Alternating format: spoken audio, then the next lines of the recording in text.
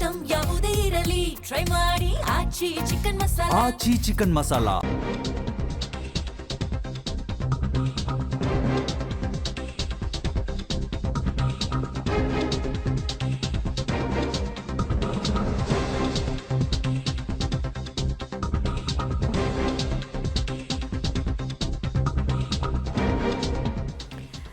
ಮಧ್ಯಪ್ರಾಚ್ಯದಲ್ಲಿ ಯುದ್ಧಕ್ಕೆ 2 ವಾರಗಳ ತಾತ್ಕಾಲಿಕ ಬ್ರೇಕ್ ಏನೋ ಬಿದ್ದಿದೆ. ಇದು ನಮ್ಮ ನಾಯಕ ಅಲ್ ಖಮೇನಿ ನೆತ್ತರ ಫಲ ಅಂತ ಇರಾನ್ ಬಣ್ಣಿಸಿದೆ. ಇರಾನ್ ಅಧ್ಯಕ್ಷ ಮಸೌದ್ ಪೆಜೆಸ್ಕಿಯಾನ್ ತಮ್ಮ ಮೊದಲ ಪ್ರತಿಕ್ರಿಯೆಯನ್ನ ಸೋಷಿಯಲ್ ಮೀಡಿಯಾ ಖಾತೆಯಲ್ಲಿ ಹಂಚಿಕೊಂಡಿದ್ದಾರೆ. ಇರಾನ್ ಜೊತೆಗೆ ಒಗ್ಗಟ್ಟನ್ನ ಕೊಂಡಾಡಿದ್ದಾರೆ.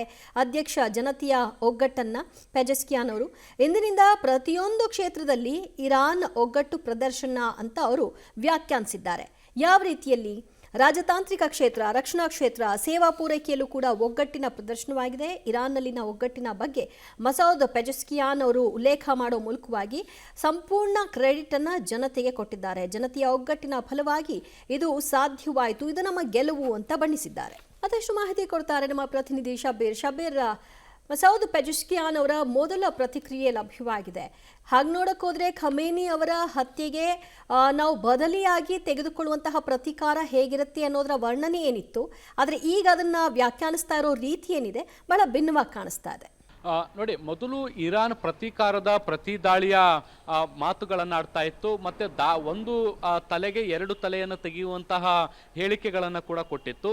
ಈಗ ಇರಾನ್ ಕಳೆದ 40 ದಿನದ ಸಂಘರ್ಷದ ಬಳಿಕವೂ ಕೂಡ ಒಂದಷ್ಟು ಮೆತ್ತಗಾದಂತೆ ಕಾಣಿಸ್ತಾ ಇರುವಂಥದ್ದು.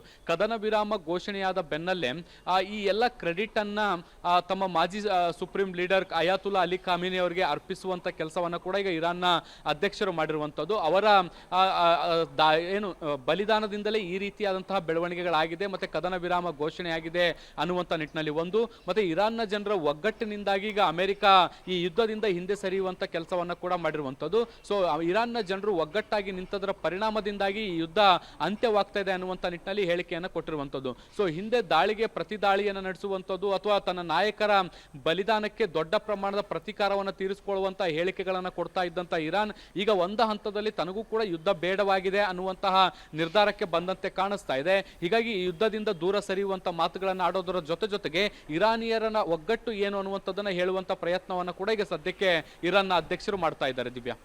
ರೈಟ್ ಶಬೀರ್, ಥ್ಯಾಂಕ್ ಯು ನಿಮ್ಮಲ್ಲ ಮಾಹಿತಿಗೆ. ಸದ್ಯ ಪೆಜೆಸ್ಕಿಯಾನ್ ಏನೋ ಜನತೆಯ ಒಗ್ಗಟ್ಟಿನ ಫಲ ಅಂತ ಹೇಳ್ತಾ ಇದ್ದಾರೆ.